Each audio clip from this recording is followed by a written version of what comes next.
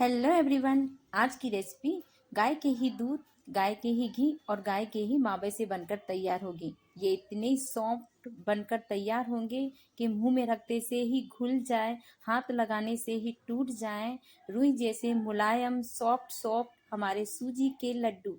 आप एक बार इनको खा लें तो इसका स्वाद कभी भूल ना पाएं। तो चलिए फिर बनाते हैं सूजी के लड्डू। तो यहाँ पर मैंने 1.5 कप सूजी ली है। अब 1.5 कप सूजी को हमें कढ़ाई में ऐड कर देना है और इसको सिम फ्लेम पर भून लेना है। 4 से 5 मिनट तक इनको भूनना है, इसका कलर चेंज नहीं करना है। और इसको भूनने के बाद में हमें निकाल लेना है। हल्का ही भूनना है, इसका कलर बिल्कुल चेंज नहीं करना है। और इसके बाद में हमने जिस कप से सूजी ली थी उतने ही कप हमें दूध ऐड कर देना है। तो ये दूध भी मैंने गाय का ही दूध लिया है। और इसको बाद इनको मिलाकर हमें 10 से 15 मिनट के लिए रेस्ट पर रख देना है। और जब हम दूध ऐड करें तो 10 से 15 मिनट के लिए हमें सूजी को हल्का ठंडा कर लेना है। हल्की गुनगुनी होनी चाहिए, लेकिन प्रॉपर ठंडी नहीं होनी चाहिए और एकदम गर्म भी नहीं होनी चाहिए।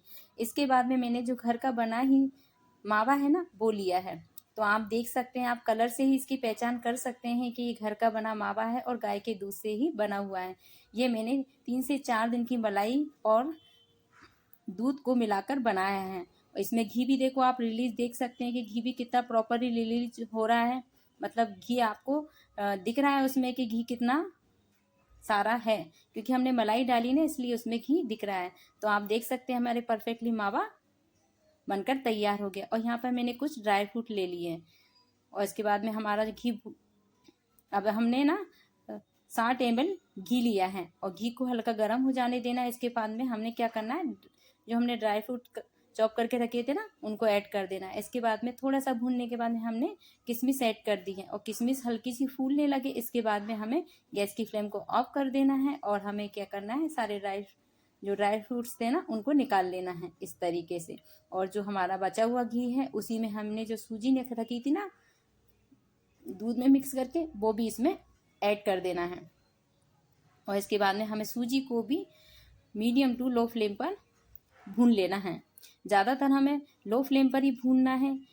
और इस तरीके हाथ से दबाते हुए, हमें स्पैचुला से दबाते हुए हमारी सूजी को भून लेना है। और देख सकते हैं आप, बिल्कुल सूजी टेक्सचर की हो जाएगी ये, भुरभुरी टाइप की। और इसके बाद में हमें क्या करना है कि हमें ना इसमें इलायची पाउडर ऐड कर देना है। तो इसको लाइट ब्राउन होने तक ही भूनना है। सूजी को ज़्यादा नहीं भूनना है, ज़्यादा कलर चेंज नहीं करना है, बस लाइट ब्राउन हो जाए तब तक भून लेना है। इसके बाद में उसको भी हमें किसी भी बर्तन में निकाल लेना है। तो मैं एक परात में इसको निकाल लूँगी। अब इसको ठंडा होने के लिए छोड़ देना है।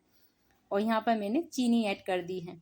तो यहाँ पर मैंने 1.25 कप चीनी ऐड करी है। जिस कप से हमने सूजी ली थी ना, उसी कप से हमने 1.25 कप चीनी ली है। और चीनी की क्वांटिटी आप कम या ज़्यादा कर सकते हैं। और जो भुना हुआ मावा रखा था ना, जो मैंने भून कर तैयार किया था, वो भी हमने इसमें ऐड कर दिया। तो ये सारी चीज़ों को अच्छे से ठंडा होना बहुत ज़्यादा ही ज़रूरी है। गरम गरम में नहीं डालना है, नहीं तो हमारी चीनी है ना पिघल जाएगी। जब ठंडा हो जाए तभी हमें सारे मिश्रण को तैयार करना है, मिक्स करके तैयार करना है। और इस तरीके से मिक्स कर लेना है। इसके बाद हाथ से इसको अच्छे से मिक्स कर लेना है, क्योंकि जो हमारा मावा है ना, वो अच्छे से पूरे में मिक्स नहीं होगा, इसलिए मैंने हाथ से सारे सामान को मिलाकर तैयार कर लिया है। अब हाथ से इस तरीके से दबाते हुए हमें लड्डू बनाकर तैयार कर लेना है।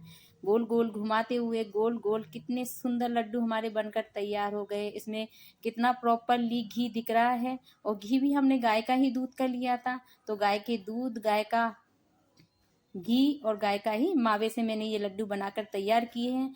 और इसके बाद में कोकोनट में इसको ऊपर से, कोकोनट जो होता है ना, उसमें हमें इन लड्डुओं को ऊपर से डाल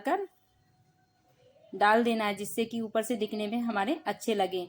जो नारियल का बुरादा होता है ना, उसमें डाल लेना है, तो ताकि लड्डुओं का फ्लेवर भी, कोकोनट का फ्लेवर इसमें आ जाए।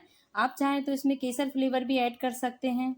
जो दूध है ना, दूध में आप केसर भिगो के केसर फ्लेवर भी ऐड कर सकते हैं। लेकिन मैंने इलायची और गाय के फ्लेवर, गाय के दूध और घी से बनी हुई चीज़ों से ही मैंने ये लड्डू बनाकर तैयार किए। ये घर का बना कोकोनट बूरा है, जिसको मैंने घर पे बना के तैयार किया है। आप चाहे तो मार्केट का जो डेसिकेटेड कोकोनट आता है ना, वो भी आप ले सकते हैं। और आप देख सकते हैं, हाथों से इस तरीके से हिलाते हुए हमें चारों तरफ इसको मेल्ट कर देना है। इसके जो बूरा है ना, बुरादा, उसको ऐड कर देना है। और इसके बाद में हाथ से दबाते हुए, और देख सकते हैं आप, मैं आपको लड्डू बता रही हूँ, अब दोनों हाथों से भी बनाकर बता रही हूँ कितने परफेक्टली हमारे लड्डू गोल गोल स्मूथ हमारे लड्डू बनकर तैयार हो गए हैं सारे के सारे। मैंने इसी तरीके से सारे लड्डू बनाकर तैयार कर लिए हैं। आप बाजार का जो कोकोनट बूरा आता है ना, आप वो भी इसको ले सकते हैं। तो आप देख सकते हैं बाजार जैसे हमारे लड्डू बनकर तैयार हुए, कितने परफेक्ट, टेस्ट में लाजवाब, और घर के शुद्ध देसी हमारे लड्डू बनकर तैयार हुए। शुद्ध देसी घी, देसी मावा से हमारे लड्डू बनकर तैयार हुए हैं। अभी रिमझिम रिमझिम बारिश हो रही है, और बारिश में हम घर पर रहते हैं तो हमें कुछ भी मीठा खाने की क्रेविंग होती है। तो इस तरीके से आप लड्डू बना सकते हैं। और अभी फेस्टिवल सीजन आ रहा है, इसमें भी आप ये लड्डू बनाकर तैयार कर सकते हैं। अभी गणेश चतुर्थी वगैरह आएगी, जन्माष्टमी वगैरह आएगी, तो आप इस तरीके से कोई से भी फेस्टिवल पे आप इसको बनाकर तैयार कर सकते हैं। और मैं तोड़ के भी बता रही हूँ आपके कितने प्रॉपरली टूट रहे हैं हाथ लगाने से भी, और मुंह में घुल जाने वाले हमारे लड्डू बनकर तैयार हुए। खाने में बहुत ही टेस्टी लग रहे हैं, ये बहुत ही स्वादिष्ट बन के तैयार हुए हैं। चाहे कोई सा भी ओकेजन हो, होली, दिवाली, आप इस लड्डू को बनाकर तैयार कर सकते हैं। या फिर घर पे कोई गेस्ट आए, उनको भी आप बना के खिला सकते हैं। और मेरे घर पे तो बहुत ही ज़्यादा पसंद आए। अगर मेरी रेसिपी अच्छी लगती है तो लाइक कीजिए। Thank you. बाय।